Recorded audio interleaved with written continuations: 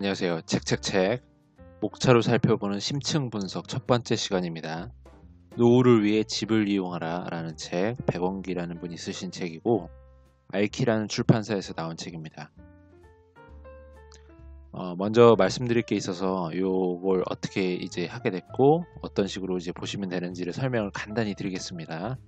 첫 번째로 심사숙고해서 엄선한 좋은 책을 목차를 중심으로 깊이 있게 살펴보는 시간입니다. 그래서 이 책을 고르기까지도 되게 고심을 많이 했고 고르고 나서도 좀 좋은 내용을 들려드릴 수 있게끔 내용도 굉장히 신경을 많이 썼습니다. 두 번째로 텍스트와 제 목소리에만 집중하시면 되겠습니다. 영상 얼굴이 나오는 영상은 아예 뺐어요. 그래서 글과 목소리에만 집중해서 들어주시면 되겠습니다. 강의의 느낌으로 들으시면 되는 겁니다. 세 번째, 저자의 핵심 내용과 제 자신의 경험 및 생각을 첨언하여 들려드립니다. 네 번째, 영상이 좀 길지만 보시는 분한테 충분히 도움이 되실 수 있게 구성을 하였습니다. 진행을 해보겠습니다. 첫 번째, 투자 필수 사회. 먼저 이 백원기 저자의 노후를 위해 집을 이용하라라는 책은 노후를 위해 집을 저축하라는 책의 전면 개정판으로 이 백원기라는 저자가 이 책 하나로 굉장히 유명해지신 분이에요. 그래서 부동산 투자 내지는 재테크에 있어서 어느 정도 기본서 내지는 좀 되게 유명하게 많이 참고했던 서적 중에 하나로 책 자체는 그 투자의 일반론을 다루고 있고 내용 자체를 보시면 이제 투자를 어떻게 해라라는 내용들도 물론 있긴 하지만 투자에 대한 일반적인 시각과 경제, 경영, 뭐 여러 가지 사회 현상들까지도 같이 얘기를 하면서 맞물려 들어가기 때문에 읽으시면서 되게 저자의 이야기가 좀 타당하게 들리고 편협하게 이렇게 부동산만 보는 것이 아니고 거시적인 느낌으로 모든 세상의 그런 상황들을 다 참고해서 저자가 투자를 하는구나라는 생각이 아마 드실 겁니다. 첫 번째로 이제 목차를 중심으로 한번 볼 거예요. 목차가 아무래도 내용의 줄기들이기 때문에 그 줄기를 위주로 해서 밑단까지 내려가면서 한번 볼 겁니다. 첫 번째, 투자 필수 사회란 챕터에서 첫 번째, 우리는 자본주의 사회에 살고 있다. 자본주의의 속성을 제대로 이해해야만 경제적으로 자유로운 삶을 사실 수가 있습니다. 당연한 이야기겠죠. 자본주의 사회는 각종 광고나 마케팅을 통해서 우리를 소비하게끔 늘 유혹을 하고 있습니다. 어떤 것도 마케팅이나 이런 것들에 대해서 이제 벗어나기가 힘들어요. 우리는 항상 소비를 하려고 하고 있고, 뭐 인스타니 페이스북이니 뭔가 SNS를 하시는 분들도 나의 가장 좋았던 상황들, 가장 좋았던 모습들만 주로 올리잖아요. 그런 것 역시도 이제 나 자신의 이미지를 좋은 쪽으로 소비하게끔 하는 것들이고, 기업에서 뭔가 물건을 만들고 이걸 팔기 위해서도 계속해서 광고를 하잖아요. 그래서 우리는 그런 광고에 설득당해서 물건을 구입하게 되고 계속해서 그런 것들이 반복되는 게 바로 우리의 삶으로 계속 구성되어져서 시간이 흐르고 있는 것 같습니다. 소비에 익숙한 사람들에게 남는 것은 없다. 소비하게 만든 사람들만이 가져갈 뿐이다. 맞습니다. 소비에 익숙한 게 대부분의 대중들이고 소비하게 만든 사람들, 그러니까 물건을 만들거나 한 기업들이 가져가게 되는 것이죠. 이것이 바로 자본주의 사회의 그런 기본이고요. 자본주의의 속성이 나옵니다. 자본주의는 맑은 날에는 우산을 빌려주고 비가 오는 날에는 우산을 빼앗는 제도입니다. IMF를 생각 한번 해보십시오. 당시 우리나라는 모든 자산이 하락했고 이때 돈을 버셨어요. 사람들이 돈 번 지금 부자로 살고 계신 많은 분들이 IMF 때 어려운 상황을 맞으신 분들이 물론 많지만 이때가 위기가 기회라고 이때 돈을 버신 분들이 많습니다. 최근에 그 국가 부도의 날인가요? 이게 영화가 개봉했는데 이건 역시도 나라가 어려워졌을 때 부자가 되는 인물 유아인이 아마 연기한 것으로 제가 알고 있는데 저는 아직 보진 않았습니다만 마찬가지의 이야기죠. 이때 헐값에 싸게 자산을 산 사람은 모두 현금이 있던 개인이나 기업이었고 이들은 이때 싸게 자산을 긁어 모아서 매집을 해서 지금에 와서 그 자산 가치가 원상복귀되고 내지는 더 올라간 상황에서 굉장한 부자가 된 것이죠. 국민 경제의 3요소인 정부, 기업, 가계의 구조를 잘 생각을 해봐야 됩니다. 투자에 있어서 이 정부, 기업, 가계도 잘 생각을 해봐야지만 내가 더 현명한 투자를 할 수가 있다는 것입니다. 기업은 물건을 만들고 가게는 이러한 물건을 구입을 하게 됩니다. 정부는 기업과 가게 양쪽에게 모두에게 세금을 걷어서 국가를 운영해야 하니까 기업과 가계 양쪽의 비율을 맞추면서 잘 조율을 해야 되는 입장이죠. 가계인 우리 자신들은 월급의 일부를 안전자산에 투자를 해두지 않는다면 결국에는 우리는 기업이 만드는 물건을 사고 국가에는 세금을 내다가 계속해서 이제 내 돈을 물건 사고 세금 내고 물건 사고 세금 내고 하면서 결국에 마무리가 되는, 그래서 노후가 걱정이 돼서 항상 문제가 되는 그런 상황에 빠지게 되는 것이죠. 이것을 뭐 보통 뭐 다람쥐 경주, 다람쥐 경주가 아니라 쥐경주 해서 다람쥐 쳇바퀴 돌듯이 계속해서 이렇게 돌기만 하다가 인생이 마무리되는 그런 쪽으로 비유를 하는 책들도 많은 것으로 제가 알고 있습니다. 넘겨보겠습니다. 두 번째, 돈 걱정 없는 노후 위에라는 부분인데, 대부분의 사람이 0에서 30세, 그러니까 30세까지는 돈을 벌기 위해서 공부를 하고 31세부터 50세까지의 짧은 한 20여 년 동안은 이제 돈을 열심히 법니다.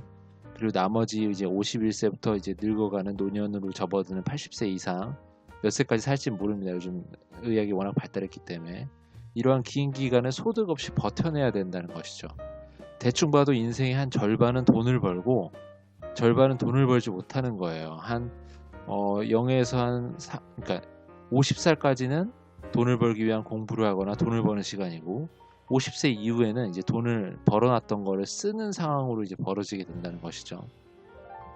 이래서 중요한 것은 저축 금액이 중요해지는데, 한 달에 200만 원을 벌든 1000만 원을 벌든 소비를 얼마를 해서 저축을 얼마 했느냐가 노후 대비의 가장 중요한 첫걸음이라는 것입니다. 그래서 우리가 1000만 원 벌든 2000만 원 벌든 한 달에 100만 원을 벌든 200만 원을 벌든 중요한 것은 내가 얼마나 아껴서 이것을 저축해서 이걸 갖고 투자 자금을 만들어야 내는 것이에요. 그게 바로 재테크에서 제일 중요한 지점이고, 내가 아무리 1000만 원 월에 1000만 원씩 벌어도 소비를 막 900만 원씩 해서 100만 원만 저축한다면 한 달에 200 벌어서 100만 원 저축하는 사람과 똑같은 상황이 되는 것이죠. 물론 소비를 하면서의 자기 만족이나 뭔가 과시 아니면 행복감 이런 것들을 뭐 개인이 누릴 수는 있겠지만 재테크적인 관점에서는 이제 똑같다고 볼 수가 있겠습니다. 저자는 소비를 제외하고 남은 금액을 최대한 모아서 이것을 부동산으로 전환해야 된다고 주장을 하고 있습니다. 근로소득이 사라지는 노후를 대비해서 매년 일정 수준의 금액을 부동산으로 바꿔두란 얘기죠. 이게 바로 저자가 얘기하는 이 책의 핵심 내용입니다. 세 번째, 저축의 힘을 믿으십니까? 4% 금리가 적용되는 정기예금에 매년 1000만 원씩 저축을 한다고 쳐봅시다. 20년을 계산을 해보면 모은 돈이 4억 6천만 원 정도 됩니다. 하지만 현재 4% 금리를 주는 것도 없죠. 대부분 뭐 1%에서 2%, 3년 동안 정기예금해서 해도 뭐 3% 되는 곳이 쉽지 않습니다. 저축은행들 일부. 하지만 4.6억 정도로 이제 모아서 4%라고 쳤을 때 4.6억으로 노후를 준비할 수가 있을까요, 과연? 빡빡할 것으로 보이죠. 쉽지 않아 보입니다. 4.6억 가지고는. 4. 저축에 투자를 더하다. 그렇다면 매년 저축액을 10% 늘리면서 매년 10%의 수익을 보장하는 곳이 만약 있다면, 그래서 그곳에 지속적으로 투자를 한다면 20년 후엔 12억 2천만 원이 됩니다. 앞에 4.6억보다는 훨씬 낫죠. 단순히 앞서 정기예금한 것의 6배 수준이 모이는 겁니다. 그런데 게다가 10년 더 이렇게 투자를 한다면 총 합계 금액은 47억이 된답니다. 계산을 한번 해보시면 이렇게 나옵니다. 20년 이후의 10년 사이에, 그러니까 12억 2천만 원을 모은 그 순간부터의 10년 이후에 무려 4배 수준의 47억이 모이는 것이죠. 이게 바로 복리의 기적이면서 10%의 수익 보장은 부동산으로 달성을 할 수 있다는 것이 저자의 논리입니다. 복리의 기적입니다. 복리가 진짜 엄청나죠. 아인슈타인도 이제 복리가 정말 위대한 인간의 발명품이다라고 얘기했던 그런 명언도 기억이 나는데, 복리로 이렇게 지속적으로 매년 10% 정도의 수익을 낼 수 있다면 워런 버핏 부럽지 않게 부자가 아마 되실 겁니다. 정말 쉽지 않은 문제이긴 하죠. 네 번째, 사업대 투자. 신규 창업자 중 80%는 5년 내 사라진답니다. 그리고 나머지 살아남은 5년 내 살아남은 20%의 80%도 5년 내 또 사라진답니다. 그럼 더 적게 남게 되겠죠. 그만큼 창업이란 건 정말 쉬운 것이 아닙니다. 성공적인 사업은 물론 가능하겠지만 통계적 확률상 결코 쉬운 것 같지는 않은 게 보통의 생각이죠. 투자 역시도 쉬운 것은 아닙니다. 철저한 공부와 많은 경험이 필요하기 때문이죠. 저자는 저위험 투자를 해야 된다고 계속해서 책을 통해 주장을 하고 있으면서 큰 시세 차익을 노리는 투기가 아닌 가격 하락의 위험이 적은 곳에 투자를 해야 안전하게 오래 갈 수 있다고 합니다. 저자는 안전하게 오래 갈 수 있는 이런 투자를 제일 중요하게 생각하는 사람입니다. 따라서 우리가 할 일은 적성에 맞는 일을 계속 내가 하면서 이를 통해서 내 자아를 실현하면서 돈을 꾸준히 모아서 안전한 투자를 해야 되고, 이를 반복하는 것이 부동산 투자의 전부다 라는 것이 바로 저자의 핵심 주장입니다. 다만 사업보다 투자가 보다 확률적으로 안전하고 성공 가능성이 크다 이렇게 판단을 한 것은, 저자가 보기에는 투자 지역을 공부해서 제대로 분석할 수만 있다면 수익은 뭐 어떻게 될지 가봐야 알겠지만 우선에 큰 위험들은 좀 피할 수 있다라고 보기 때문입니다. 사업보다는 조금 더 확률적으로 투자가 제대로 분석만 할 수 있다면 더 낫다라는 판단인 것이죠. 다섯 번째, 이미 로봇의 시대다. 이미 로봇의 시대로 접어들고 있기 때문에 경기가 좋아진다고 해도 고용이 늘어나기는 쉽지 않을 것입니다.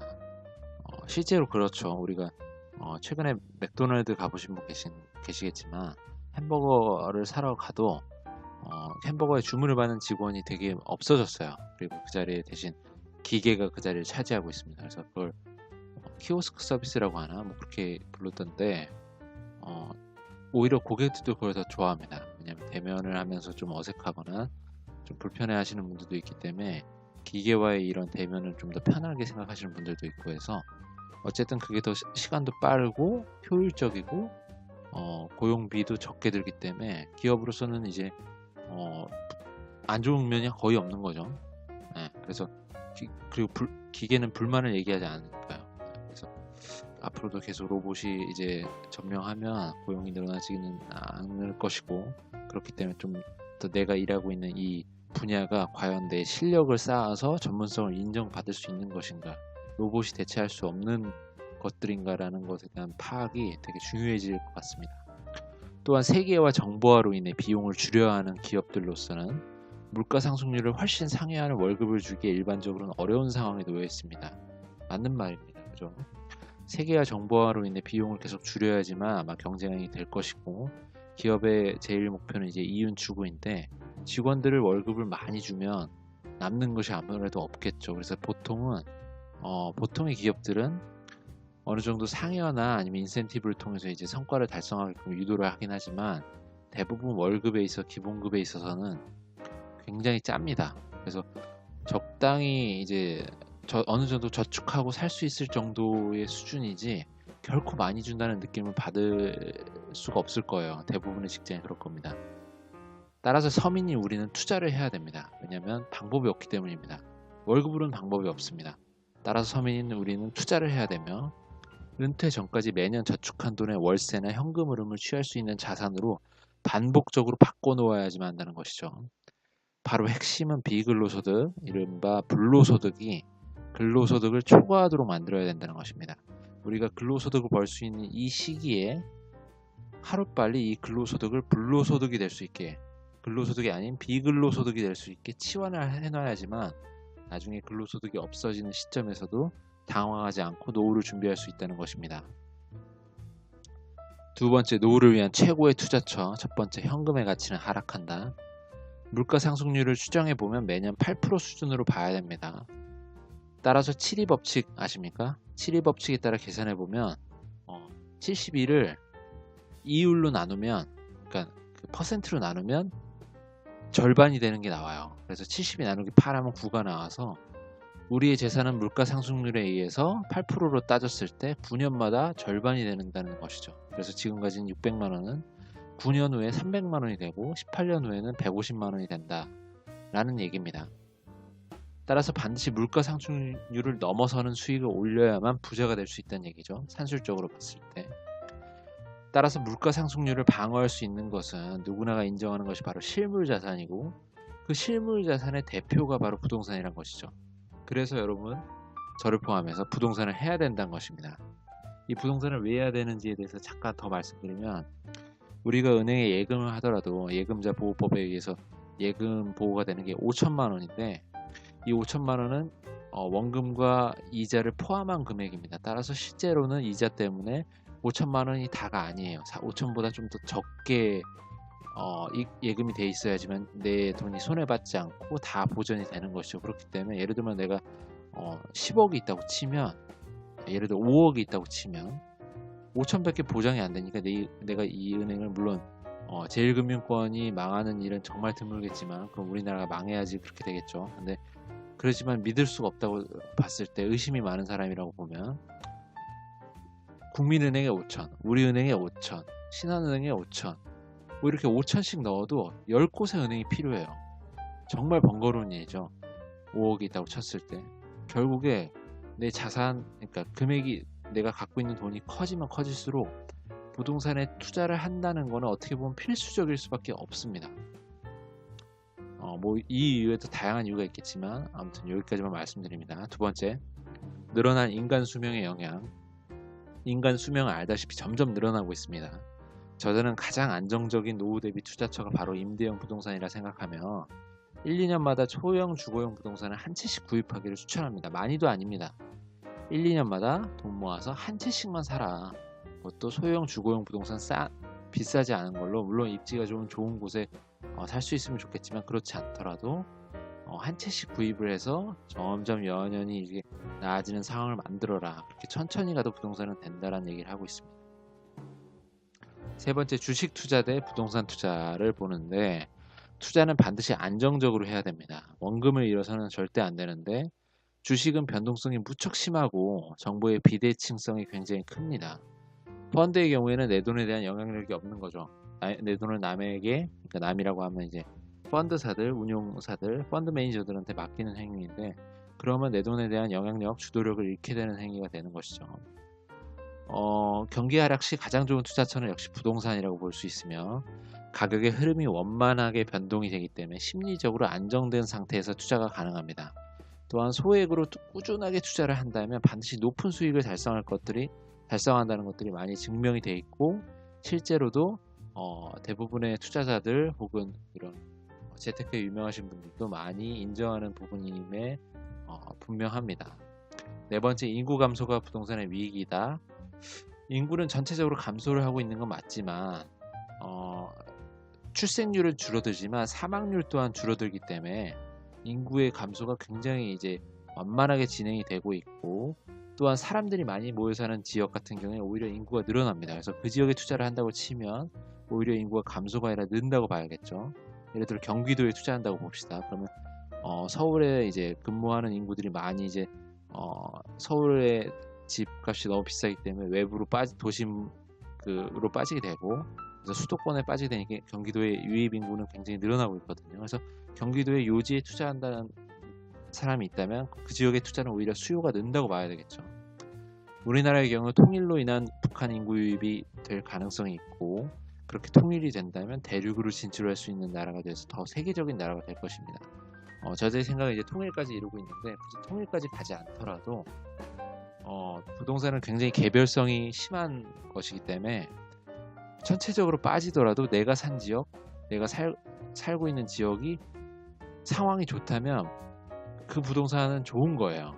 네, 그래서 개별성이 정말 강하기 때문에 부동산은 거시적으로 전체의 흐름을 보는 것도 물론 중요하지만, 개별적으로 심층적으로 들어가서 이 지역이 어떤가를 정말 명확히 봐야 됩니다. 그게 훨씬 중요합니다.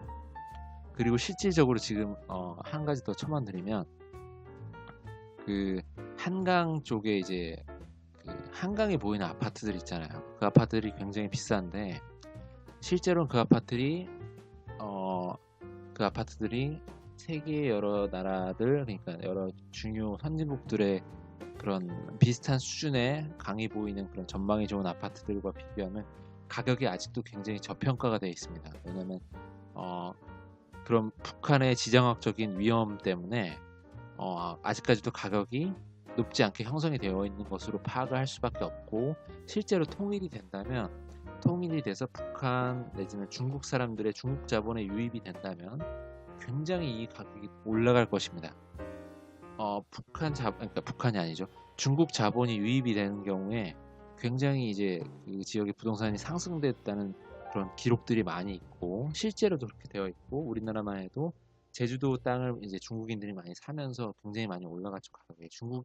중국의 부자들은 항상 그 투자에 관심을 기울이고 있습니다. 그 이유가 중국 부자들은 그 투자 이민 제도가 있는 나라를 좋아하고, 왜냐면 중국은 이제 여행이 자유롭지 않기 때문에 그런 외국의 국적을 취득해서 그 나라의 여권을 통해서 자유롭게 해외여행을 다니고 싶어하는 사람도 많고, 또한 중국에서 예를 들어 뭐 상해나 북경이나 이런 중요한 도시들은 굉장히 그 미세먼지나 이런 오염이 장난 아니에요. 우리나라 그 미세먼지 요즘 심하다고 막 그러는데 중국은 될 것도 아닙니다. 무슨 막 먼지 그냥 장난 아닙니다. 진짜 살 수가 없어. 방독면을 쓸 정도이기 때문에 환경이 좋은 곳, 예를 들어 제주도나 아니면 이런 한강 이남에 강이 보이는 이런 지역들은 굉장히 메리트가 있는 거예요. 중국 부자들이 보기에. 게다가 저평가된 지역이라고 판단되면 당연히 들어가는데, 중국 사람이 봤을 때는 우리나라의 제주도가 환경도 좋고 우리나라는 투자 이민 제도가 있어서 일정 금액 이상을 투자하면 우리나라의 그런 여권이나 주권을 행사할 수 있는 그런 시민권이 나오고, 게다가 이제 그 저평가가 돼 있다고 판단했기 때문이죠. 그래서 통일이 될 경우에는 아마 한강 쪽에 그런 그 강이 보이는 아파트들은 중국 자본의 유입으로 굉장히 올라갈 겁니다. 가격이. 그렇게 보고 있고, 그렇게 통일이 된다면 대륙으로 진출할 수 있는 나라가 돼서, 그러니까 진출할 수 있는 이런 나라가 되면 진짜 더 지정학적으로도 중요한 요지가 돼서 교통으로 아마 더 우리나라의 집값은 더 올라가지 않을까라는 생각이죠. 다섯 번째, 빈부격차는 투자 지식의 격차. 자본주의 사회에서 산다는 것은 투자의 파도 속에서 살아가는 것이기에 우리에게 투자는 선택이 아니라 이제는 필수이고 숙명이라 봐야 될 것입니다. 성공적인 투자자가 되려면 첫 번째, 자기 분야의 전문가가 일단 되고, 그 다음에 아끼고 저축해서 돈을 모아서 종잣돈을 마련하고, 세 번째, 물가 상승률 이상인 수익률을 만들어내는 투자를 해야지만 부자가 될 것이고, 그런 투자처에 투자를 하게 되고, 네 번째는 이러한 앞서의 과정들, 내 분야의 전문가가 되고 저축하고 아껴서 그 돈을 가지고 물가 상승률 이상으로 벌 수 있는 곳에 투자를 해라라는 것을 반복해라 라는 것입니다. 그래서 핵심적으로는 자신만의 투자 원칙을 만들고 그렇게 인생을 살아가는 것이 가장 핵심이다, 저자가 주장하는 가장 핵심 포인트다 라고 보시면 되겠습니다. 세 번째 파트로 들어와서 부동산 투자의 정석. 첫 번째, 감소하는 중산층을 주목하라. 전 세계적으로 일어나는 거대한 흐름 중에 하나는 자본주의 사회가 발전할수록 중산층이 줄어든다는 것입니다. 중산층이 줄고 양극화가 된다는 것인데, 상류층과 서민층으로 중산층이 흡수되는 것을 의미합니다. 그래서 중산층이 없어지고 그 중에 아주 일부는 상류층으로 넘어가고 대부분은 서민층이 된다는, 양극화가 된다는 것이죠. 자본주의가 발전할수록 점점 그런 모습들이 각국의 나라에서 이제 계속 증명이 되고 있습니다.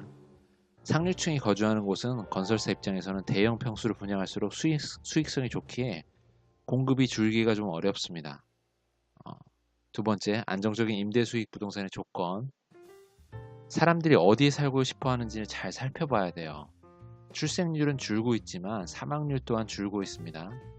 노인이 많아지는 이런 상황에 70세 노인이 선호하는 집을 생각해 본다면 병원과 편의시설이 있는 도심에 위치해야겠죠. 내가 아프거나 뭔가 불편한 것들이 있을 때 빨리 뭔가를 얻어야 되니까 편의시설이 있는 그런 곳에, 그러니까 도심에 위치를 해야 되고, 생활비가 많으면 안 됩니다. 내가 노인이고 이렇게 노인 둘이서 살고 있는데 생활비를 많이 쓰는 거는 좀 납득이 안 되겠죠. 생활비 감소 차원에서 소형 주택을 아마 선호할 것이며, 또한 이제 노인들은 지하철이 무료입니다. 그래서 지하철 역세권에 있어야지만 아마 선호하는 지역이 되지 않을까. 그래서 그런 것들 따져보는 것들 자체가, 이런 과정 자체가 임대수익 부동산을 어떻게 바라봐야 될 것인지에 대한 걸 알 수가 있다는 것이죠. 세 번째, 땅 투자의 허와실. 땅 투자는 장기 투자이면서 대출이나 전세 등의 레버리지를 이용할 수가 없다는 것이 가장 큰 단점입니다. 그래서 보통 땅 투자는 이제 대부분 안 하시는 것이 맞고, 그렇게 안 하시는 것이 맞다고 전문가들이 많이 얘기를 하고, 굳이 내가 남는 돈이 있어서 땅 투자를 한다면 내 때에서는 이제 혜택을 보실 걸 기대하지 않고 해야 된다는 거죠.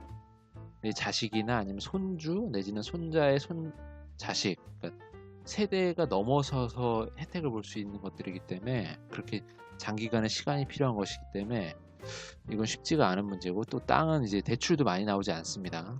또한 뭔가 전세를 줄 수도 있는 것도 아니고, 굳이 월세를 돌린다면 이제 대부분 땅을 가지고 계신 분들이 하는 게 땅을 매입해서 이제 그냥 놀리기가 좀 그러니까 뭐 주차장으로 빌려준다든지, 아니면 대충 이렇게 뭐 비닐하우스나 공장 같이 가건물을 지어가지고 그걸 임대를 준다든지 하는 식으로 이제 활용을 하시는데, 땅값 투자한 그 들어간 돈에 비하면 세 발의 피해예요. 그래서 좀 수익률 같은 게 그런 걸 기대하신다면 땅 투자는 절대 하시면 안 되는 것이죠, 사실.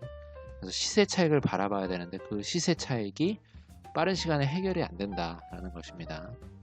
그리고 마찬가지로 땅 투자가 꼭 그 실제 그 나대지를 사는 것만이 아니에요. 도시의 소형 주거용 부동산을 산다는 것은 이퀄해서 마찬가지로 활용도 높은 도시의 땅을 산다는 것과 같습니다. 예를 들면 극단적으로 말하면 서울의 반지하 부동산을 산다고 치면, 우리가 이 반지하 집들을 좋아하지는 않지만 대부분 반지하에 사는 사람은 항상 있고, 이 반지하를 산다는 의미는 주택은 그냥 별도로 따라오는 별책 부록 같은 거예요. 그 반지하 부동산이 위치하고 있는 그 서울의 땅, 그 땅을 산다고 봐야 된다는 것이죠. 보통 대부분은 이제 아파트를 산다, 주택을 산다, 뭔가 주거용 부동산을 산다는 것의 의미는 땅을 산다는 의미로 봐야 돼요. 그래서 우리가 그 아파트 시세니, 그러니까 실제로 주거용 부동산의 시세가 굉장히 합리적으로 수요와 공급에 따라 맞춰서 가격이 형성이 되어 있습니다.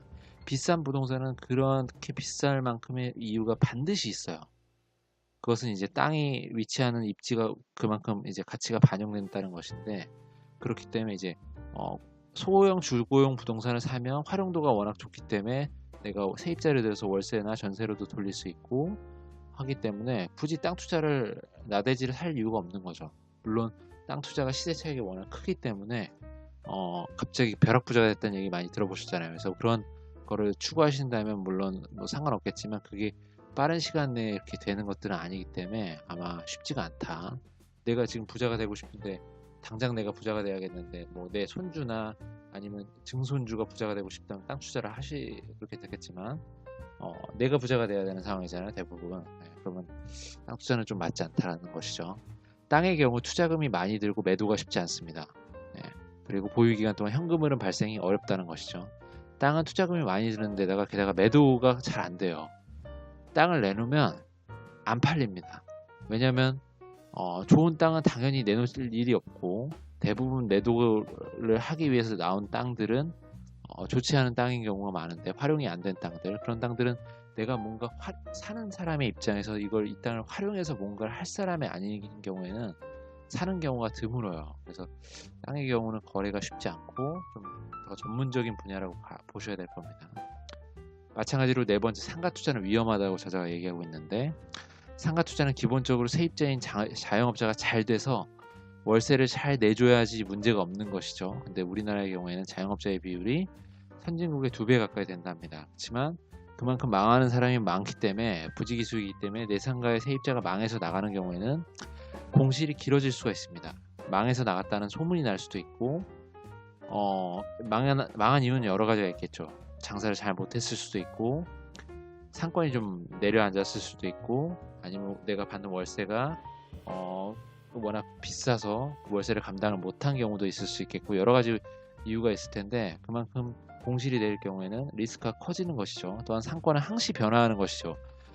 사람이 유동인구가 항상 변화하고, 상권은 여러 가지 요소들에 의해서 변화하는 것이기 때문에 초보자가 이걸 분석해서 파악하기가 쉬운 편은 절대 아닙니다. 그래서 상가 투자는, 땅 투자, 상가 투자는 사실 주택, 주거용 부동산을 투자를 많이 해서 경매도 해보고, 매매도 해보고, 빌라도 해보고, 아파트도 해보고, 여러 가지 것들을 해본 다음에 도전을 하셔도 늦지 않습니다. 그렇게 생각하는 게 아마 정석이고, 대부분의 사람들이 그렇게 얘기를 많이 하고 있습니다, 실제로.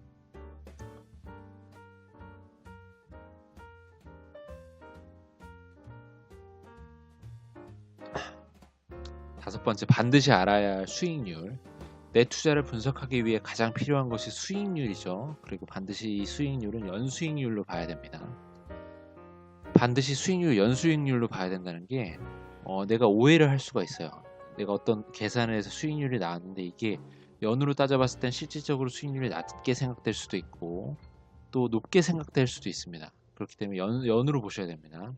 수익률은 간단히 1년간의 현금 흐름을 투자금으로 나눠서 그걸 곱하기 100한 것으로 봐야 될 것이고요. 뭐 계산이 어렵진 않습니다.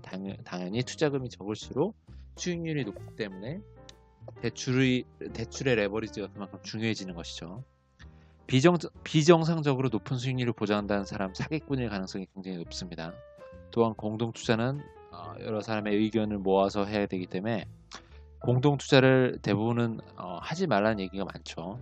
잘된 경우를 보기가 되게 어렵습니다. 공동투자를 하라고 부추기는 사람은 그 투자를 주선해서 뭔가 이익을 얻는 사람 아니고서는 제대로 하는 경우가 많지 않은 것 같아요. 물론 그 서울에 뭔가 덩어리가 큰 물건을 하려고 돈이 없는 이런 서민 투자자 일부가 모여서 이제 투자를 하는 경우들은 있는데 이 역시도 쉽지는 않아요. 여러 가지 것들의 이해관계가 달라지겠죠. 예를 들어 올라도 문제고 떨어져도 문제입니다. 오르는 경우에는 어떤 사람은 팔고 싶고 어떤 사람은 유지하고 싶고 어떤 사람은 뭐 3개월만 갖고 싶고 하는 사람이 있을 수도 있겠고 내려갔을 경우에도 유지하고 싶은 사람도 있고 내려갔으니까 빨리 손절하고 싶은 사람도 있고 여러 가지 이해관계가 상충됩니다. 갑자기 돈이 급전이 필요해서 이걸 팔아야 되는 상황도 있고 그래서 이게 쉬운 게 아니고요. 투자는 1000만원 이하의 작은 액수로 시작하는 것이 좋습니다라는 건데 이건 뭐 당연한 얘기입니다. 크게 시작했다가 만약에 망한다면 정말 리스크가 크기 때문이죠. 근데 1000만원 이하의 작은 액수로 시작하는 게 가능은 하지만 이게 또 쉬운 건 아니에요. 왜냐하면 지방의 어떤 소형 물건들을 대출을 이빠이 거의 8, 90% 받아야지만 가능한 경우들이 많거든요. 그래서 1000만원 이하의 작은 액수로 만약에 하신다면 아마 지방 소형 아파트에 5천 내지는 6천 정도 되는 금액일 때 가능하지 않을까 싶습니다. 왜냐하면 5천일 때 70%라고 봤을 때 57에 35에 3,500만원이죠. 그리고 보증금을 1000만원 정도 봤을 때 4,500 해서 500만원 정도가 들어가게 되는 거니까 그 정도 수준이라고 봐야 될 것 같습니다. 여섯 번째, 금리와 부동산. 모두가 경기가 좋지 않다고 말할 때가 좋은 매물이 많이 나오는 매수 타이밍. 그래서 대부분 경기가 좋지 않아서 부동산 가격이 내려가고 분양이 미분양이 된다고 막 기사에 나오고 갭 투자자 막 자살했다는 뉴스 나오고 하는 그런 때가 바로 매수의 타이밍이라는 것이죠. 마찬가지로 주식도 마찬가지죠. 막 주식 최저점 찍어서 막 굉장히 안 좋은 뉴스들이 들려올 때 그때 사야 된다는 얘기입니다. 그래서 실제로 이론적으로는 이렇게 알고는 있지만 실천하기는 어려워요. 왜냐하면 안 좋은 뉴스가 막 범람해 있고 들리는 얘기 좋지 않은데 불구덩이에 들어가야 되는 거죠.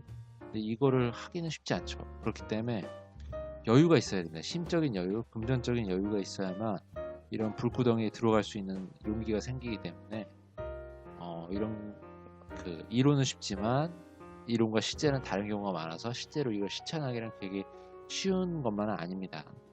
일반적으로 부동산 투자 수익률을 정기예금의 금리의 2배 정도가 되어야지만 효과성이 있다고 판단을 하고 저자는 이건 저는 제 개인적인 생각인데 저는 개인적으로 월세 세팅의 경우 12%를 잡고 있습니다. 대출을 실행했을 때 12% 정도는 돼야지만 그나마 좀 수익이 좀 난다라고 봐야 되고 그 이하로 되는 물건은 아예 쳐다보지 않습니다. 예를 들면 12%로 잡았을 때 그러니까 1000만원이 들어가면 월에 10만원 정도는 떨어져야 된다는 얘기인데 이 경우에도 예를 들면 뭐 공실인 경우 아니면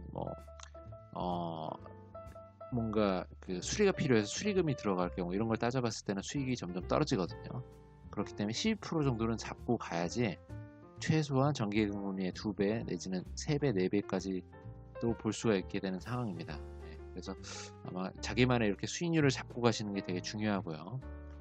2000년에는 1000만원이 월세 20만원 정도의 그런 비중으로 이제 보였는데 2008년에는 1000만원이 월세 10만원 정도, 지금은 최근에는 월세 1000만원이 월세 5만원 정도로 고려가 되죠. 그래서 예를 들어 전세가 9천만원짜리다. 근데 전세금을 1000만원 내리고 8천만원에 월 5만원 내지는 뭐 7천만원에 월세 10만원 이런 식으로 해서 보증부 해서 반전세 느낌으로 해서 계산을 하는 것이죠. 그래서 이런 보증금 1000만원이 월세로 어느 정도에 해당되느냐라는 거를 머릿속에 갖고 계시는 개념을 갖고 계시는 게 이제 계산하게 됐고 저금리가 반영됐기 때문에 이렇게 금리가 저금리인 추세라서 1,000만 원에 해당하는 월세 금액이 점점 감소되는 걸 보실 수가 있는 것이죠. 일곱 번째, 수요와 공급. 소형 아파트의 수요 증가 요인으로는 1인 가구의 증가, 도시화 현상, 도시 물건의 수요가 증가하는 것이죠. 사람들이 도시로 몰리니까 살아야 되니까요. 그리고 중산층의 감소, 중산층 감소란 얘기는 중산층이 감소돼서 부자가 늘어나고 아주 극빈층이 늘어난다는 얘기인데, 이렇게 예를 들면 이제 서민층이 늘어난다는 거는 서민들이 살아야 되는 그런 집들이 또 늘어나야 된다는 것이죠. 그래서 이런 의미에서 수요가 증가한다는 얘기고요. 소형 아파트의 공급 감소 요인으로는 건설사의 수익률을 따졌을 때 대형 평수를 선호해요. 대형 평수가 이제 손익이 되게 좋기 때문이죠. 그렇기 때문에 일반 서민이 필요한 중소형 그런 아파트들은 분양이 점점 줄고 공급이 줄어든다는 얘기를 하고 있고, 기존 소형 주택의 멸실, 그러니까 재개발 재건축되는 곳들은 이제 빌라 같은 것들이 멸실되기 때문에 이런 소형 주택이 멸실되고 소형 주택에 해당하는 그런 저렴한 주택들이 이제 멸실되고 그 자리에 이제 비싼 아파트들이 들어서서 결과적으로 이제 그런 서민들이 살아야 되는 소형 아파트들의 공급이 감소되는 원인으로 작용이 되는 것이죠. 여덟 번째, 전세가는 투자의 척도이다.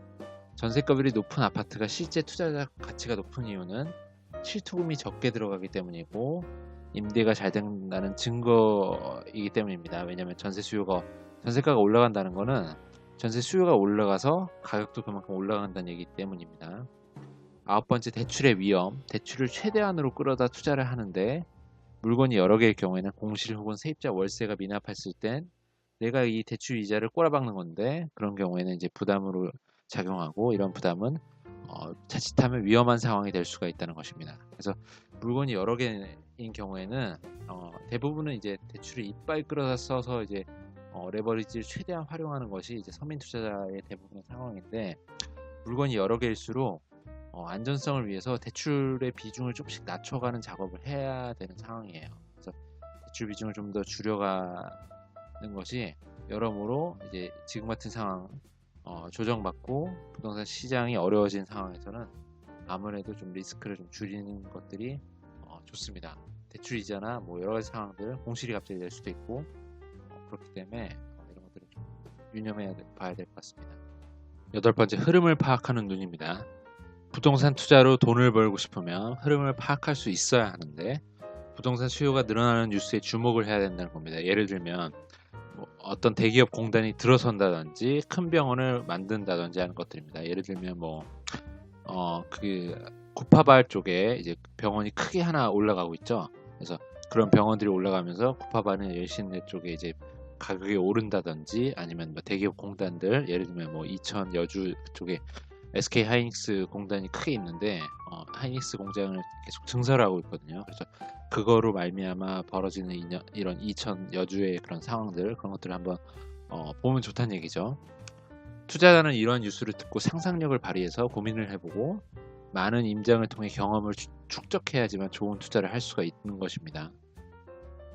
호재 변화나 인구 유입, 산업시설, 교통, 학군 등을 파악하면서 임장을 통해서 나만의 데이터베이스를 만들어 놓는 것이 좋아요. 그래서 이런 데이터베이스가 곧 내 자산이 될 것입니다.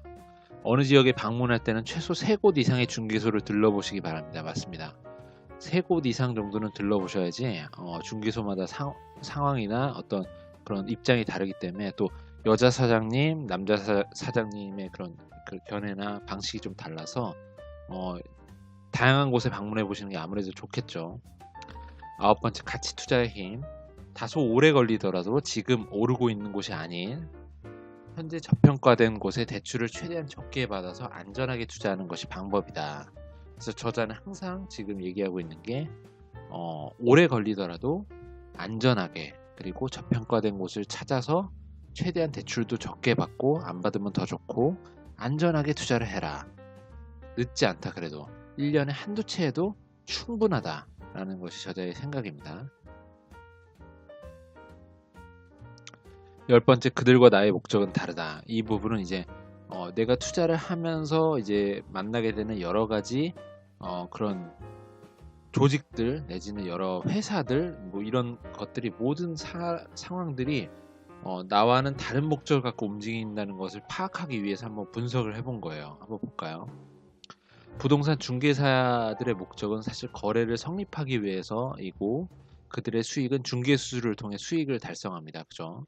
증권사의 목적은 거래를 작게 해서 거래 수수료를 얻기 위함이겠죠. 당연히. 그리고 펀드 운용사의 경우에는 고객으로부터 자금을 유치해서 이것을 통해 운용을 해서 운영 수수료를 먹는 게 이들의 목적이죠. 은행을 보겠습니다. 은행의 목적은 이자 수익이고 이들의 수익은 예대 마진이죠. 금리 차로 그 수익을 법니다. 예금 금리와 대출 금리 그런 마진의 차이를 통해서 은행은 이제 돈을 벌고 있고 신문사의 경우에는 발행부수 증가를 통한 광고 수주가 제일 큰 목적이죠. 그래서 이들의 수익은 광고비가 제일 크고 구독료는 아마 조금 일부일 겁니다. 크게 관심이 없을 겁니다. 구독료는. 그리고 건설사의 경우에는 단기간에 주택 분양을 완판하는 것 그것이 가장 큰 목적이고 분양에 있어서도 좀 좋은 가격으로 완판하길 원하겠죠. 그리고 수익 같은 경우에 이제 분양 가격과 건설하면서 드는 원가를 뺀 것이 수익이 되겠고요. 보험사 입장에는 보험 가입자를 늘리는 것입니다. 목적은. 그리고 그들의 수익은 이런 보험 가입자가 늘어난 상황에서의 보험금의 투여로 인해서 그걸 가지고 투자를 해서 벌어들이는 돈과 실제로 해약금으로 되게 돈을 많이 번다 그래요. 보험을 가입했다 해약하시는 분들 중도 해약이 굉장히 많기 때문에 중도 해약을 통해 벌어들이는 돈이 아주 쏠쏠합니다. 완전 삥뜯기죠. 아주 이런 거 생각하면 보험사들 좀 좋은 시선으로 보지 않게 됩니다. 어쨌든 근데 보험의 그런 좋은 혜택적인 측면들이 있기 때문에 저는 이제 보험을 다 해지하라시는 분도 있는데 일부 몇 개의 보험은 좀 가입을 해야 되지 않나 라는 생각을 좀 갖고 있긴 해요. 어떻게 보면 좀 절충안이죠. 그리고 기업 같은 경우에는 목적은 이윤증대에 있고 수익은 매출 대비해서 내가 이 물건을 만든 원가를 빼주는 걸로 볼 수 있고요. 나의 목적을 보시죠 한번. 나의 목적은 대부분의 사람의 목적은 가족의 행복 그리고 경제적인 자유가 될 것입니다.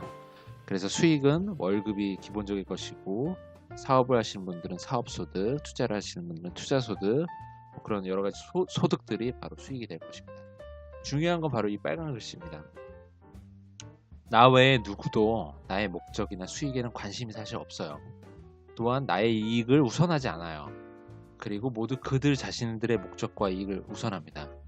그렇기 때문에 어떤 거래에 있어서 혹은 관계에 있어서 이들의 목적과 수익 구조를 파악해서 나에게 유리한 상황을 만들어 나가면서 투자를 진행해야지만 좋은 결과를 얻으실 수가 있다는 겁니다. 그래서 이런 전체적인 흐름과 상황에 대한 파악이 투자에 어떻게 보면 가장 기본이 되지 않을까라는 생각이죠. 그래서 이런 마인드를 갖고 들어가는 것과 아닌 것은 차이가 분명히 있을 겁니다.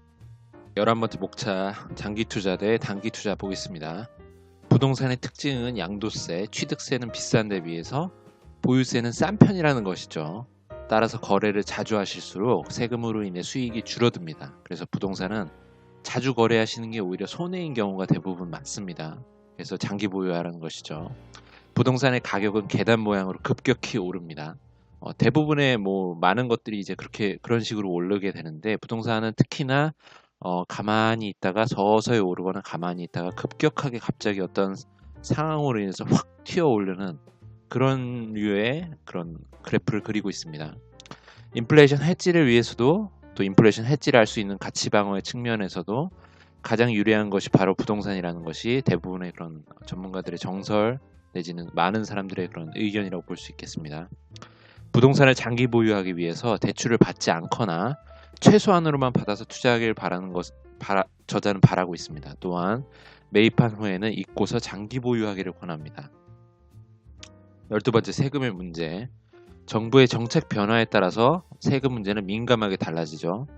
최근에도 정부가 이제 정부 규제를 좀 심하게 하면서 부동산을 여러 가지 세법이나 이런 것들을 개정하면서까지도 세금을 좀 더 많이 물리는 다주택자에게 세금을 많이 물리는 쪽 양도세도 더 늘리고 임대사업자를 신고하지 않으면 어떻게 방법이 없게끔 만들어 놨죠.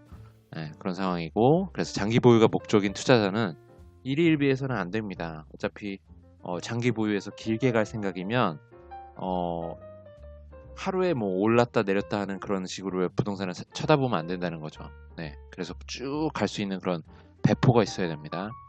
또한 양도세와 같은 세금은 내야지 좋은 거예요. 사실 양도세는 많이 나올까봐 걱정을 하실 게 아니라 양도세를 낸다는 건 내가 벌었다는 의미잖아요. 뭔가 내가 산 것보다 더 가격이 많이 올랐기 때문에 양도세를 걱정하시는 거라 양도세는 걱정해야 됩니다. 양도세를 걱정 안 하시는 상황이면 좋은 게 아니에요, 절대. 그래서 세금은 많이 낼수록 좋은 거고 어, 종부세는 낼수록 좋은 거라고 봅니다. 왜냐하면 종부세야말로 정부가 이제 명확히 인정하는 진짜 부자라는 의미이기 때문에 종부세 아무나 못 내거든요. 웬만큼 어, 자산 수준이 올라가신 분도 종부세에 해당이 안 되시는 경우가 많아요. 그래서 종합부동산세를 냈다는 자체의 그 의미는 진짜 정말 리얼 부자다라고 생각하시면 되게 좋은 거예요. 저도 종부세를 좀 내고 싶어요. 언제쯤 낼 수 있을까요? 네. 양도세 같은 세금은 내야 좋은 것입니다. 수익이 있다는 얘기니까 세금은 뭐 명확하게 내고 그러고 벌자는 얘기죠.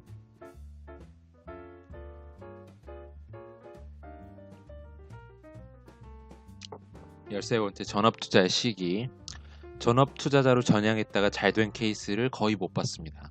물론 잘하시는 분도 있겠지만 일부 이제 남자의 경우 특히나 배수진을 치고 뭔가 이거 아니면 끝나 죽어 하는 식으로 여기에 몰빵해서 올인해서 하시다 보면 잘 안 돼요. 아무래도 좀 힘이 들어가고 힘을 빼야 되는데 의사결정도 좀 여러 가지 것들을 잘 분석하면서 가야 되는데 그냥 외골수로 이걸 어떻게든 해내야 되는 상황이면 뭔가 좀 그 좋은 결정을 못 내리는 가능성이 많고 실제로 유튜브 같은 것도 그렇죠. 유튜브만 봐도 유튜브를 전업으로 하게 되면 여기에 올인을 해야 되니까 오히려 더 잘 안 되는 경우가 많다 하더라고요. 실제로 뭐 대도서관님이나 이런 분들도 절대 전업으로 먼저 시작하지 말고 한번 해보고 점차 시간을 늘리다가 잘할 수 있다는 판단이 스스로 쓸 때 그때 하시라고 얘기하는데 투자에 있어서도 마찬가지예요.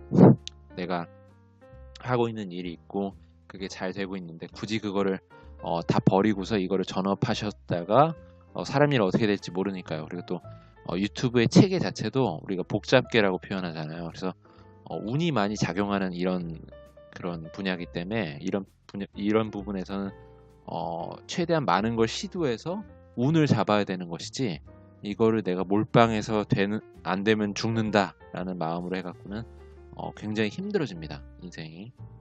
저자가 추구하는 것은 자신을 행복하게 만드는 일을 찾아서 그 분야의 전문가가 되는 것이고 남는 20% 정도의 시간에 투자 공부를 해가지고 기회가 생길 때마다 내가 근로소득을 벌었던 현금을 부동산 자산으로 바꾸는 일을 반복하라.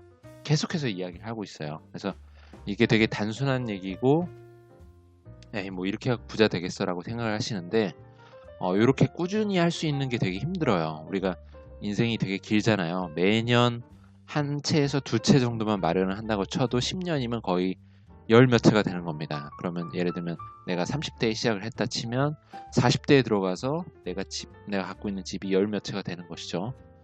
이건 정말 쉬운 게 아니거든요. 우리네 부모님들 일반적인 부모님들 생각해 보면 집을 그렇게 거래를 많이 하시는 경우도 없을 뿐더러 그렇게 자산을 부동산으로 여러 채를 갖고 있으면서 이걸 뭔가 월세로 돌린다든지 하는 그런 경우를 되게 드물어요. 그래서 만약에 내가 빠른 시간에 시작을 일찍 해서 매년 저자가 말하는 것처럼 이렇게 모은 돈으로 작게 시작을 하면서 채수를 늘려가고 좋은 부동산을 마치 부루마블 하듯이 돈이 없는 시점에는 좀 지방의 소형 부동산을 샀다가 그걸 이제 매매하고 좀 더 점차 수도권이나 서울 쪽에 좋은 쪽으로 이렇게 바꿔가는 그런 식의 반복된 작업들을 계속 해나간다면 반드시 큰 부자는 아니어도 내가 소비하는 거에 대한 그런 뭔가 스트레스는 받지 않으실 거라는 말씀을 드리고 싶어요. 실제로 저도 그렇게 되고 있으니까요.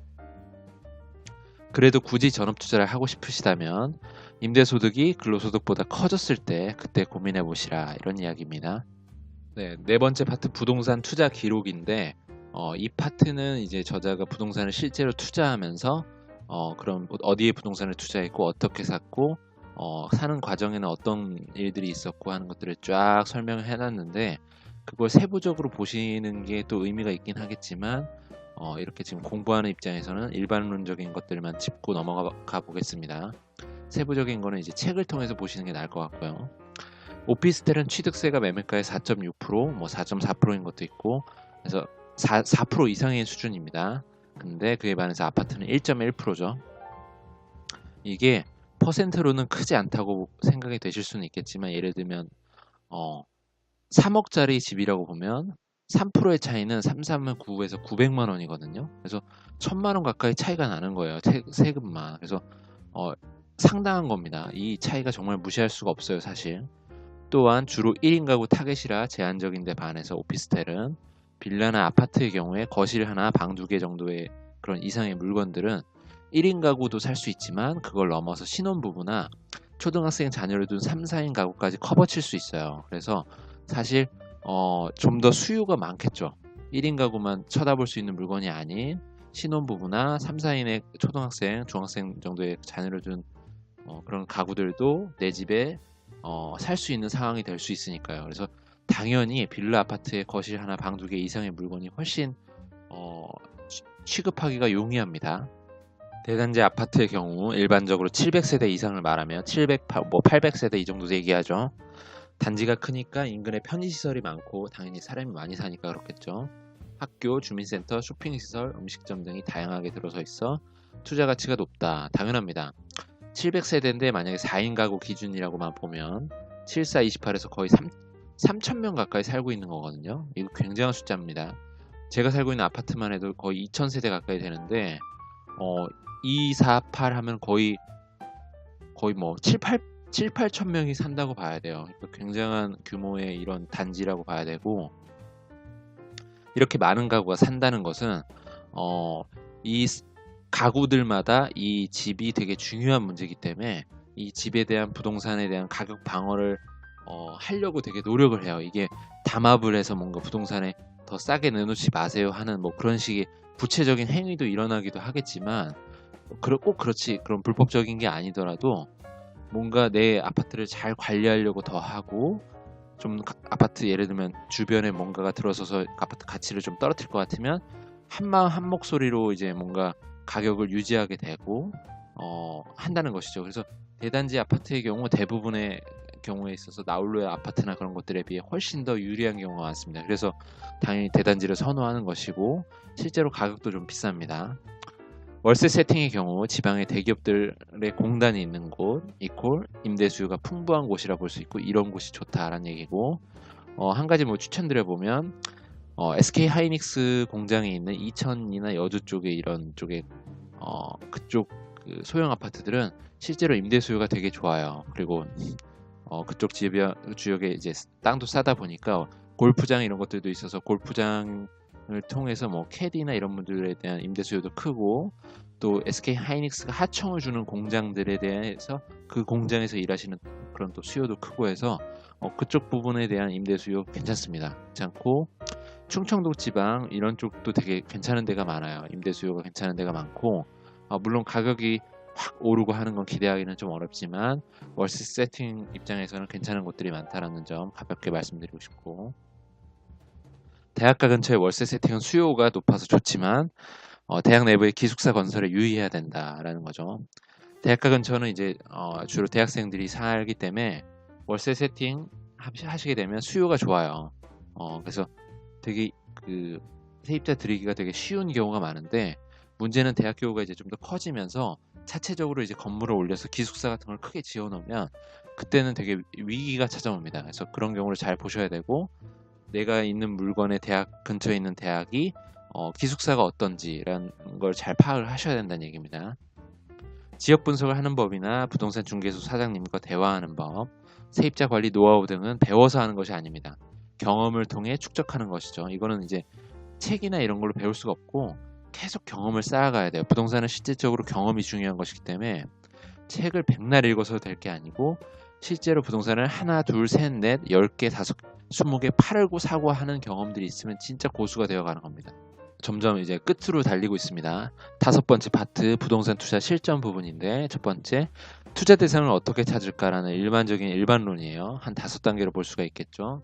예를 들면 뭐 이런 식으로 볼 수 있을 거예요. 서울 경기 지역 중에 전세가율 높은 아파트를 해서 갭 투자를 해보겠다라고 마음을 먹었다면, 예를 들면 조인스랜드라는 그런 사이트 들어가 보시면 테마 검색에 전세가율이 높은 거를 분류해서 솔팅해서 보여줄 수 있는 그런 것들이 있어요. 그래서 그걸 참고하시면 좀 되게 편하실 것 같고, 두 번째 단계 이제 손품이라고 하는데, 임장이 발품이라면 손품을 해야 됩니다. 인터넷으로 사전 조사를 해야 된다는 것이죠. 지금은 앱이라든지 뭔가 인터넷에 그런 다음 지도라든지 너무나 잘 되어 있기 때문에 굳이 가보지 않아도 인터넷상에서 많은 것들을 사전 조사를 통해서 검증을 할 수가 있습니다. 그래서 그런 검증의 방법들은 내가 계속 반복을 하면서 노하우를 쌓아야 돼요. 3단계 전화 확인인데, 중개소에 직접 전화를 걸어보는 거예요. 그래서 금매가 있는지 혹은 시세가 어떤지, 세입자 입장으로 아니면 집주인의 입장으로, 물건을 내놓는 입장으로, 아니면 실제로 뭐 여러 가지 상황들을 설정해서 가격이 얼마인지를 파악을 해보는 거죠. 전세는 얼마고 월세는 얼마고 실제로 매매했을 때는 얼마인 것 같다라는 정도를 파악을 해보시면 좋을 것 같고, 금매를 파악하는 게 되게 중요해요. 왜냐하면 만약에 경매를 하신다고 봤을 때 내가 이 경매를 입찰해서 들어갔다가 떨어졌을 경우에 금매를 미리 파악해서 어느 정도 매입을 시킬 수 있는 상황을 만들어 놓으면, 경매 떨어지면 바로 그날로 바로 부동산으로 가서 경매 떨어지자마자 부동산에 가서 그 금매를 사는 거죠. 그러면 이제 확실하게 그 지역의 물건은 내가 취득할 수 있겠고, 네 번째 임장 발품이죠. 현장 조사는 필수예요 진짜. 수억짜리 집을 사는데, 내지는 몇 천만 원짜리 집을 사는데 가보지도 않고 사는 경우 물론 있습니다만, 그래도 가야지만 좀 안심이 되겠죠. 갈 수 있다면 가는 게 좋습니다 사실. 네, 바쁘고 여러 가지 것들 뭐 크게 리스크가 없다고 판단을 하는 고수의 지경에 이르려면 이제 안 가시고도 지방의 물건을 그냥 돈만 보내서 거래하고, 실제로 그렇게 하시기도 하고 저도 그렇게 해본 적이 있고 한데, 웬만하면 가보는 게 좋고, 저는 이제 그 매매 계약할 때는 가는데 세입자 계약할 때는 거의 잘 안 가요. 그래서 중개소에 대부분 위임해서 그냥 처리하고, 중개소의 중개사를 내 편으로 만들어 놔야지만 지방물건 관리하기가 되게 좋습니다. 그래서 언제든 연락을 할 수 있고, 내 집의 관리인처럼 항상 중개사님을 잘 대접하고 그들에게 뭔가 하나라도 더 줄 수 있으려고 마음을 먹고 잘 지내야지만 관리하기 좀 편합니다. 5단계 투자 가치 판단. 이것은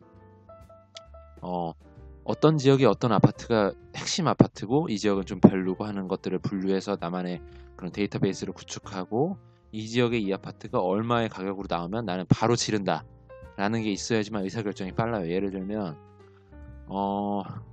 어떤 지역의 아파트를 계속 눈독 들여 보고 있었는데 원하는 가격이 나오지 않는 상황에서 계속 보고 있다가 정말 금매 혹은 시장이 조정을 받아서 그 가격이 떴다 하면 바로 지를 수가 있어야 돼요. 왜냐면 이게 금액이 크다 보니까 막상 심사숙고를 좀 한두 번이라도 하게 되면 채가는 경우가 많습니다. 그래서 정말 이미 가치 판단을 사전에 해뒀으면 확 지를 수 있는 상황이 돼요. 그러면 좀 더 금매를 잡을 수 있는 나만의 그런 필살기가 될 수 있겠죠.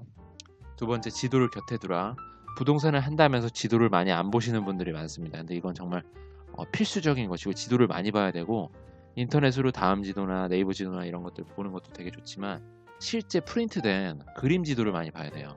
그래서 어느 지역에 뭐가 있고, 예를 들어 구별로 동별로 어디에 뭐가 붙어 있고 하는 것들을 머릿속에 구조화를 해놔야지만 투자하는 데 있어서 좀 더 이해가 빠르고 점검이 좀 쉽게 되고 파악하기가 쉽습니다. 그래서 지도는 많이 그려볼수록 좋으며, 실제로 그려보는 것도 좋으세요. 지도는 많이 볼수록 좋으며 지역을 어느 정도 외워서 구체화할 수 있으면 좋고, 중심점을 만약에 두고서 원을 그려서 파악하는 방법도 있어요. 예를 들면 뭐 대치동을 찍고 대치동 반경 뭐 예를 들어 10km 반경에 원을 긋고 여기 안에 위치하는 지역들은 대부분 부동산 가치가 동일하다는 것들에 대한 전제하에 부동산을 파악하는 방법이죠. 뭐 이런 방법도 유용하게 쓸 수 있다라고 저자는 얘기를 하고 있습니다. 다음 네이버 지도, 호객노노 뭐 이런 어플들, 이런 사이트들 같은 지도로 부동산을 볼 수 있는 프로그램 같은 걸 잘 활용하는 것도 정말 중요하고, 엑셀을 잘 쓰시는 것도 중요하고, 때로는 어플 중에 그 에버노트라고 있잖아요. 그런 것들을 잘 쓰시는 것도 되게 유리합니다. 되게 유익하고, 당연히 이제 현명하게 투자를 하기 위해서는 이런 것들을 내 수족처럼 잘 쓸 수 있으셔야지만 돼요. 그래야지만 좀 더 효과적이고 빠르게 일을 처리할 수가 있습니다. 세 번째, 현금 융통의 기술. 이건 뭐 별 얘기는 아닌데 한번 보시죠. 마이너스 통장을 만드시기 바랍니다. 갑자기 뭔가 전세가가 내려가서 전세금을 내줘야 되는 상황, 내지는 세입자가 나가야 되는 상황이라 보증금을 내줘야 되는 상황이 올 수도 있으니 마이너스 통장을 만드실 때 이거를 쉽게 쓰지 마세요. 한번 쓰기 시작하면 다 쓰게 되면 만약에 위기가 찾아왔을 때, 내가 현금 흐름이 막혔을 때 돈맥경화라고 하죠. 그래서 뭔가 더 이상 돈이 나올 수 없으면 정말 위기에 봉착하게 되고 내 물건 갖고 있는 걸 급매로 팔아서 급전을 만들어야 되는 그런 상황이 오면 정말 안 되잖아요. 그렇기 때문에 마이너스 통장을 반드시 만드시되, 투자를 하시려면 쓰지 마시라. 그래서 비상금으로 항상 갖고 있어야 됩니다. 그리고 인터넷 뱅킹의 거래 한도를 억 단위로 맞춰야 돼요. 왜냐면 거래를 하게 되는데 보증금을 보내거나 할 때 거래 한도가 억 단위가 아니면 굉장히 당연히 한 방에 못 보내기 때문에 애로 사항이 있고, 실제로 중개소에서도 이렇게 보증금을 예를 들어 거래 한도가 적어갖고 나눠서 보내야 되는 거면 되게 초짜예요. 초짜라고 보고, 이거는 말이 안 되는 부분이라 당연히 거래 한도를 늘려 놓으셔야 되고, 언제든지 돈을 보내고 받는 건 문제가 안 되겠구나. 언제든지 돈을 보낼 수 있는 상황이기에 인터넷이나 스마트폰 뱅킹을 활성화해두고 보안카드를 혹은 보안카드 내지는 UTP죠. 항상 갖고 다니셔야 됩니다. 선수는 그렇게 해야 됩니다. 네 번째, 나홀로 등기. 시간적 여유가 있다면 한 번쯤 경험해보는 것을 저자는 추천합니다. 그래서 셀프 등기를 내가 치는 건데 저 같으면 이제 추천드리고 싶진 않아요. 등기를 굳이 하실 필요가 없습니다. 등기를 하려고 알아보는 그 시간에 차라리 부동산을 좀 더 살펴보고 공부하고 해보시는 게 낫지, 그냥 법무사한테 돈을 좀 주고 그냥 일임해버리는 게 깔끔하고, 물론 내가 직접 셀프로 하면 돈을 좀 절약할 수는 있는데 큰 관점에서 넓게 보면 그게 다 푼돈이에요 사실. 몇 억짜리 막 몇 천만 원짜리의 물건을 왔다 갔다 거래를 하는데 그 1, 20만 원 아끼려고 이걸 진행한다는 거는 크게 봤을 때는 큰 의미가 없을 수가 있습니다. 이게 정말 야 너 무슨 그런 소리 하냐, 1, 20만 원, 3, 40만 원이 어딘데 라고 얘기하실 수도 있겠지만, 이 셀프 등기를 하면서 왔다 갔다 하고 뭔가 잘못됐을 경우에 시간 소비하고 하는 것들이, 내 시간이 되게 소중하잖아요. 예를 들어 직장인이면 연차를 내고 그걸 왔다 갔다 하면서 하기보다는 법무사를 돈을 줘야 돼요. 뭔가 서비스를 받으려면 이 부동산은 항상 서비스를 제공받는 사람의 나의 경우에 돈을 지불할 수 있는 여유와 그런 마음가짐이 되어 있어야 돼요. 중개사한테도 돈을 좀 쓰셔야 되고 법무사한테도 좀 돈을 쓰셔야 됩니다. 그래서 그렇게 해야지만 이들이 나한테 좋은 서비스를 제공을 하게 되고 법무사도 좀 더 잘해주게 되고 하는 상황에 오고 나만의 법무사, 나만의 중개사가 되는 것이죠. 그래서 이런 관점으로 생각을 하셔야 됩니다. 그래서 좀 되게 너무 짜치게 이런 식으로 생각을 해서 너무 빡빡하게 부동산을 접근하신다면 오래 갈 수 없어요. 오래 갈 수 없고, 좀 여유가 있게 예를 들면 중개소를 찾아간다 하더라도 꼭 저 같은 경우는 이제 음료수나 뭔가를 사갑니다. 바카스 같은 것도 많이 사가시는데 바카스나 비타500은 추천드리진 않아요. 워낙에 그런 거 많이 받으시거든요, 중개사들이. 그렇기 때문에 떡이나 이런 거 되게 좋습니다. 나이가 어느 정도 있으신 중개사분들이 많으시기 때문에 떡이나 이런 거 되게 좋고, 아니면 뭐 주스 이런 거 되게 좋은데, 주스도 되게 좀 싼 거 말고 좀 괜찮은 걸로 사가시는 게 좋아요. 워낙에 많은 것들을 받으시기 때문에 좀 다르게 주는 게 되게 좋습니다. 기억에 남거든요.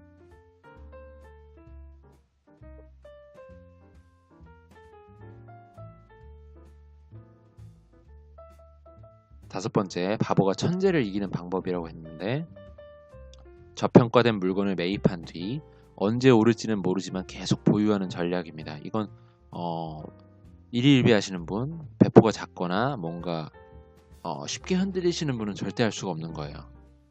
요건 제가 진짜 정말 느낀 건데, 공매를 한번 보시게 되면 관공서가 보유하다가 공매로 나오는 물건들이 있어요. 근데 그런 물건들의 가격들을 한번 보시면 등기부등본을 보면 그 매입했던 당시의 가격들이 나와 있거든요. 근데 관공서가 어떤 물건을 하나 매입했어요. 그러면 관공서가 뭐 사택으로 쓰든 뭘로 쓰든 계속 보유를, 나라에서 이제 나라 돈으로 하는 거기 때문에 팔 이유가 없잖아요. 근데 어떤 상황에 이르러서 이제 팔게 되는데, 보통 20년, 30년 정도 보유하고 파는 것들이 많습니다. 근데 그렇게 2, 30년 보유한 가격을 보면 이건 말도 안 돼요. 예를 들면 뭐 샀을 때는 5천, 6천만 원짜리의 아파트고 물건이었는데 2, 30년 후에 지금 시점의 가격은 뭐 막 10배, 20배 이러니까 5억, 막 6억, 10억 이러니까요. 이런 것도 한번 보시면 진정한 장기 투자는 바로 이런 관공서에서 보여주고 있다. 이들은 팔 이유가 없기 때문에 계속 갖고 있다가 어떠한 이슈로 인해서 팔게 되는 거라. 저도 그 충청도 당진 쪽에 그 당진 화력에서 보유하고 있다가 사택으로 나온 거 이제 봤었는데, 와 진짜 거의 한 10년 전에 한 10배도 안 되는, 그러니까 10분의 1도 안 되는 가격으로 갖고 있다가 팔게 돼서 팔았는데 10배도 넘는 가격이에요. 그런 당진 이런 충청도 지방 물건도 그런 상황이라, 아무튼 장기 투자가 부동산에 있어서는 여러모로 의미가 있습니다. 주식도 마찬가지고요. 근데 장기 투자 아무나 하는 건 아니죠. 저자의 추천은 직장 생활을 계속 병행하면서 1, 2년 모은 월급으로 전세 끼고 한 채씩 투자해라, 이 얘기입니다. 이 얘기가 계속 나와요. 책의 모든 부분에 계속해서 나오고 있습니다. 한번 이렇게 해볼까요? 예, 마지막 부분입니다. 6번. 경험으로 얻은 지식만이 진짜다. 부동산 고수의 조언이 있습니다. 부동산 고수가 하는 말인데요. 몇몇 책에 나오기도 했던 기억이 나요. 부동산 고수가 이렇게 얘기하는 거죠. 예를 들면 어떻게 해서 그렇게 부동산을 잘 하시게 되셨어요? 했더니 하는 말이 아주 명언입니다. 일단 여길 나가가지고 아무거나 그냥 마음에 드는 걸 하나 사. 그냥 일단 질러. 그러고 나면 너가 네 돈이 들어갔기 때문에 부동산 공부를 안 할 수가 없고 미친 듯이 공부를 하게 될 거고, 그러다 보면 고수까지 될 수 있을 거야. 그러니까 백날 여기 강의 듣고 뭐 책 읽고 하는 게 중요한 게 아니고 일단 나가서 부동산을 사라 라는 얘기죠. 정말 의미가 있는 얘기긴 해요. 확실하게. 저만 해도 뭔가 물건을 내 걸 갖고 나서 이 부동산의 그런 그 시세에 관심 있는 건 무조건 유주택자 내지는 다주택자가 관심을 갖습니다. 내가 내 물건이 있는 사람이 관심을 갖지, 주택이 없는 무주택자는 부동산 뉴스가 뭐가 뜨든 뭐 정보 규제를 하든 뭘 하든 관심이 아예 없어요. 연예 기사나 뭐 스포츠나 아니면 정치나 아니면 뭐 최근에 이슈가 되는 그런 사회 현상들이나 관심을 갖지, 부동산 가격이 오르고 내리고 하는 거는 관심이 없고 그냥 남의 일입니다. 그렇기 때문에 그렇게 되면 안 되죠. 사실 부동산은 삶의 일부고 굉장히 우리나라에선 땅덩이가 작은 우리나라 같은 경우에는 중요한 부분이니까요. 그래서 남보다 좀 여유 있게 잘 살려고 한다면 부동산을 공부를 안 할 수가 없는 부분인 거 확실해요. 그렇죠? 동의하시죠? 부동산은 경험의 학문이고 이론과 실제는 다르며 길을 아는 것과 그 길을 걷는 것은 다르다. 되게 의미가 있는 이야기입니다. 실제로 길을 아는 것과 책을 공부해서 책으로 이론적으로 아는 것과 실제 내가 경험을 해보는 건 정말 다른 이야기입니다. 그래서 경험을 해봐야 된다는 것이고요. 매매든 경매든 다른 종류의 투자든 경험해보지 않으면 모르는 것과 같다. 진짜 한번 경험을 해봐야 돼요. 내가 부동산을 사서 비싸게도 사보고, 물론 많이 비싸게 사면 안 되겠지만 비싸게 사도 되게 슬퍼도 해보고 억울해도 해보고, 공실도 나가지고 뭔가 답답한 마음을 갖고 막 피터팬 카페니 막 그런 데도 올려보고 직접 막 뭐 전단지도 뿌려보고 막 중개소 막 다니면서 다 얘기해보고 막 그런 경험도 해보고, 막 누수도 돼가지고 세입자한테 연락 와서 그것도 고쳐주고 막 고치는데 연락해서 어떻게 고칠지 고민하고 막 이런 모든 경험들이 다 쌓여갖고 정말 훌륭한 부동산 투자자로 만들어져요. 그래서 이런 경험이 없으면 절대 이거는 안 됩니다. 이건 돈과 시간을 통해서 만들어내는 것이기 때문에 경험을 해보셔야지만 됩니다. 부동산 투자는 경험이고 경험을 하셔야만 잘할 수 있습니다. 마지막, 임대사업자가 되고 싶습니까? 이 부분은 월세 세팅에 있어서 여러분이 걱정을 하실 만한 부분들을 한번 제가 얘기를 해볼게요. 임대사업자니까 월세 세팅을 내가 하고 싶다, 월세를 따박따박 받고 싶다 하는데 걱정이 되는 부분들이 있어요. 집을 덜컥 사면 과연 될까? 괜히 이 집 샀다가 내가 물려갖고 이 집 가격 내려가서 내 돈만 나가고 뻘짓하는 게 아닌가? 가만히 있어서 내 돈을 지키면 좋은데 내가 이거 이렇게 돈 써갖고 마음만 불편하고 돈만 쓰고 아주 그냥 아주 곤란에 빠지는 게 아닌가라는 마음을 드실 수가 있는데, 첫 번째로 공실 부분은 공실이 되지 않을 만한 지역을 사셔야 돼요. 예, 그렇기 때문에 공부를 하는 것이고요. 우리가 부동산 공부를 뭐하러 합니까?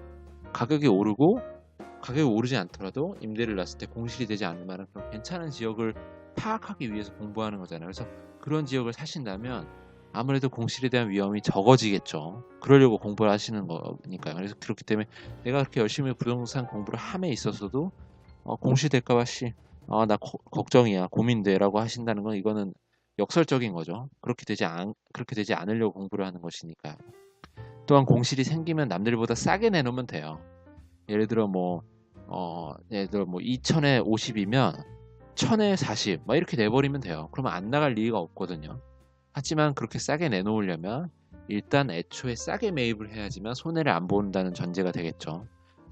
어쨌든간 남들보다 싸게 내놓으면 공실이 당연히 안 됩니다. 그렇기 때문에 싸게 매입하는 게 일단 중요하고, 또한 공실이 됐다고 쳐요. 공실이 됐다고 쳤을 때 예를 들면 내가 갖고 있는 물건이 3개예요. 3개인데 그 중에 하나가 지금 공실이에요. 그러면 33%가 지금 공실인 거죠. 그럼 33%가 문제가 생긴 거예요, 내 물건에. 그치만 내가 집이 만약에 10개예요. 10개인데 그 중에 하나가 지금 문제가 생겼어요, 공실이. 그럼 10개 중에 하나니까 10%죠. 그러니까 개수를 늘리면 어느 정도 이것도 규모의 경제를 이뤄서 리스크가 좀 최소화되는 경우가 있어요. 왜냐면 경우의 수가 적어지게 되니까요. 네. 그런 이유가 있고, 매매가 하락이 걱정된다. 이 부분은 대부분의 월세 세팅하는 부동산의 경우에, 특히나 지방의 소형 아파트들의 경우는 매매가의 변화가 적은 것이 특징이에요. 시세 차익용 부동산은 매매가가 오르고 내리고 하는 게 클 수가 있어요. 하지만 월세 세팅하는 그런 임대 수익용 수익형 부동산들은 매매가가 극히 변화가 적습니다. 이건 정말 찾아보시면 알 수 있어요. 내릴 수도 있고 오를 수도 있지만 그 변화가 미미해요. 이 말은 좋은 게 아닐 수도 있어요. 왜냐면 나는 월세 세팅을 해서 임대 수익도 보지만 시간이 지나면 임대 차익까지 노려서 시세 차익까지도 받을래라고 하시면 그건 좀 쉽지가 않아요. 예를 들면 대부분 이제 부동산이 시세 차익용, 입지가 좋은 서울이나 수도권에 이런 시세 차익용 부동산들이 있고, 월세 세팅이라는 거는 매매가가 일단 싸야 되고 그에 반해 임대가는 저렴하지 않고 적당히 돼서 수익이 어느 정도 보장이 돼야 된다는 얘기인데, 매매가가 싸다는 얘기는 입지가 그렇게 좋지 않다는 얘기일 수도 있고, 그런 경우에는 이제 매매가가 많이 오르지 않아요. 그래서 월세 세팅용 부동산은 매매가가 많이 안 오른다는 걸 전제로 깔고 가셔야 됩니다. 그래서 일반적으로 이제 안정적인 현금 흐름을 만들려면, 파이프라인을 만들려면 월세 세팅을 좀 하셔야 되고, 최소한 MCI 2개, 와이프 거까지 해서 4개 정도는 최소한으로 4개 이상 월세 세팅을 하시고, 그 다음에 이제 갭이나 어떤 그런 것들을 노려서 매매가의 시세 차익을 노릴 수 있는 그런 좋은 지역의 아파트를 노려야 된다는 거죠. 또한 이런 게 걱정이신 분도 있을 수도 있어요. 건축 연한이 있어서 그 건물도 감가상각이 있거든요. 그렇기 때문에 빌라의 경우에는 감가상각이 좀 커요. 그래서 건물의 가치가 많이 금방 떨어지는, 아파트도 물론 건물의 가치가 떨어집니다. 하지만 20년, 30년, 40년 된 아파트도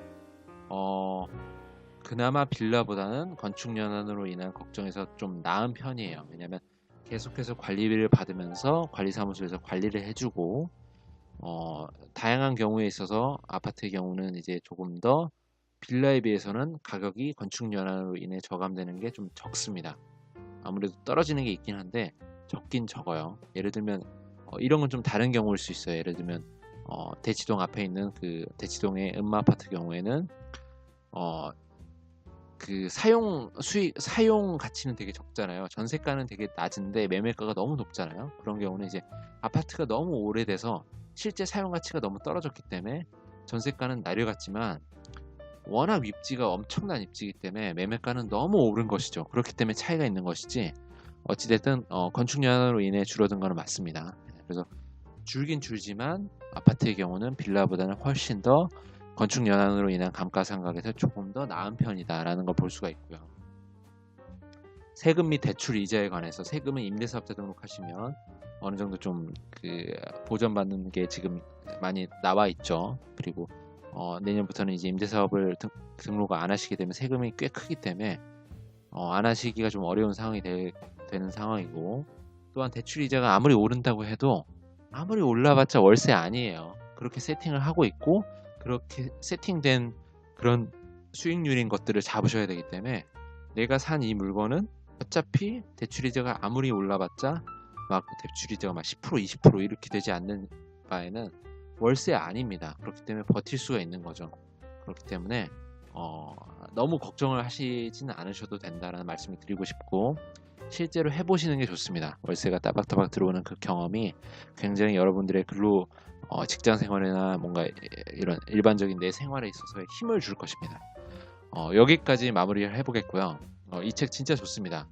이 내용들이 정말 일부의 내용들이고 제가 첨언한 부분들이 되게 훨씬 많고요. 그렇기 때문에 이 책이 제가 지금 말씀드린 것들이 되게 내용이 좋으셨다면 이 책을 정말 한번 일독을 하셔가지고 나만의 그런 부동산 투자의 법칙을 좀 세우시고 부동산 투자의 기본적인 기본서로 활용을 해주시면 좋을 것 같다는 생각을 해보게 됩니다. 그럼 오늘도 여기까지 말씀드리고 다음에 또 한번 좋은 책으로 만나 뵙겠습니다. 이상입니다. 감사드립니다.